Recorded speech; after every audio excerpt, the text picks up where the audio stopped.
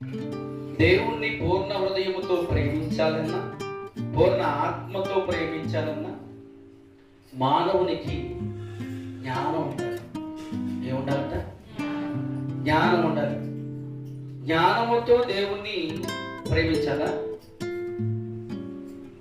Correct. జ్ఞానముతోనే దేవుని ప్రేమించాలి. మరి జ్ఞానము లేని వారు ప్రేమించలేదా? ప్రేమిస్తారు, కానీ పూర్ణ మనసుతో, పూర్ణాత్మతో. జ్ఞానము కలిగిన వాడు మాత్రమే పూర్ణ హృదయముతో ప్రేమించగలుగుతాడు. పూర్ణ హృదయంతో ప్రేమించటం అంటే, పూర్ణ ఆత్మతో ప్రేమించటం అంటే జ్ఞానము కలిగి, వాక్యము పట్ల జ్ఞానము కలిగి ఆరాధిస్తాడు. ఇది దేవుడు చెప్పాలనుకున్న మాట. మనకు అందరూ ప్రేమిస్తాం. మనతో ప్రేమిస్తున్నా దేవుడు ఎలా ప్రేమిస్తున్నారో మేము అడిగితే, నేను పూర్ణ హృదయంతోనే ప్రేమిస్తున్నాను, పూర్ణాత్మతో ప్రేమిస్తున్నాను, పూర్ణ మనస్సుతో ప్రేమిస్తున్నాను, నా పూర్ణ శక్తితో ప్రేమిస్తున్నాను చెబుతాం. అయితే దీనికి ఏముండాలట? జ్ఞానం ఉండాలి. జ్ఞానము కలిగిన వాడు మాత్రమే పూర్ణ హృదయముతో ప్రేమించగలడు. ఒకసారి హోషియా గ్రంథం 6వ అధ్యాయం 6వ వచనం. నేను మీ నుండి కోరున్నది కారుణ్యమునే గాని బలులను కాదు, దేవుని గూర్చిన జ్ఞానమునే గాని దహన బలులు. Praise the Lord, praise the Lord, praise the Lord. దేవుణ్ణి మనం ప్రేమిస్తున్నట్లు మనమే రుజువు చేసుకోవాలంటే మనం ఏం చేస్తామనంటే, మనకు చేతనైనంత సహాయం ఇతరులకు చేస్తూ ఉంటాం, వీలైనంత కానుక ఇస్తూ ఉంటాం, వేస్తూ ఉంటాం కదా. చేతనైనంత వరకు అనేకులకు అన్నదానం చేస్తూ ఉంటాం, వీలైనంత వరకు డబ్బుని కానుకలో వేస్తూ ఉంటాం. ఇది దేవుణ్ణి ప్రేమించేటువంటి పద్ధతులు, మనం చూపించే పద్ధతులు ఇవే. ఎలా చూపిస్తాం? గుణదలు వెళ్ళామనుకోండి, క్యాండిల్ అక్కడ పట్టుకుని మోకాళ్ళ మీద నడుచుకుంటూ దేవాలయం దగ్గర వస్తూ ఉంటాం, టెంకాయ కొడుతూ ఉంటాం, వీలైతే 10 మందికి సహాయం చేయగలుగుతాం. ఇదేగా మనం చూపించేది. దేవుడు కోరుకున్నది కూడా ఏంటి అంటే, చూడండి ఒకసారి, కారుణ్యములే కానీ బలులు కాదు.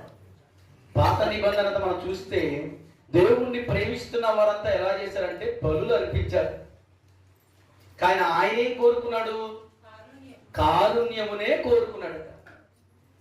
అది రెండవది చూడండి, దేవుని కూర్చిన జ్ఞానమునే కానీ దహన బలులు కాదు. Praise the Lord, praise the Lord, praise the Lord. దేవుడు మన నుంచి కోరుకునేది ఏంటో తెలుసా? దేవుని జ్ఞానం ప్రతి బిడ్డకు అందాలనేదే దేవుని కోరిక. దేవుడు మన నుంచి ఆశించేది ఏంటంటే బలులు కాదు సుమా, నీ కానుక కాదు సుమా. దేవుడు నీ నుంచి కోరేది ఏంటంటే దేవుని గూర్చిన జ్ఞానం. ఎందుకు జ్ఞానం? నీకు జ్ఞానం, దేవుని గూర్చిన జ్ఞానం ఉంటేనే దేవుణ్ణి పూర్ణ హృదయముతో, పూర్ణ ఆత్మతో, పూర్ణ శక్తితో ప్రేమించగలుగుతారు. లేదనుకోండి, పూర్ణ హృదయంతో కాదు కానీ మామూలుగా చేయగలుగుతారు అంతే. పూర్ణ హృదయంతో చేయగలిగినప్పుడు, నీ మనస్సును కుమ్మరించినప్పుడు మాత్రమే ఇవన్నీ జరుగుతాయి. అద్భుత కార్యాలు జరగాలి అంటే, దేవుణ్ణి నువ్వు స్తుతించాలంటే నీ ఆత్మను కుమ్మరించి మరి ప్రార్థన చేయాలి. అది దేవుడి మెచ్చేటువంటి. దేవుడిని ప్రేమించటం అంటే ఆషామాషిగా ప్రేమించేయడం కాదు. నీ గుడిలోనికి వస్తున్నాను కదా, ప్రేమించేస్తున్నాను కదా అనుకుంటే పొరపాటు. ఒక్క దివ్య బలి పూజ కూడా నేను మిస్ అవ్వలేదు కదా, నేను ప్రేమిస్తున్నాను ఇదే నిదర్శనం అని నువ్వు అనుకుంటే పొరపాటు.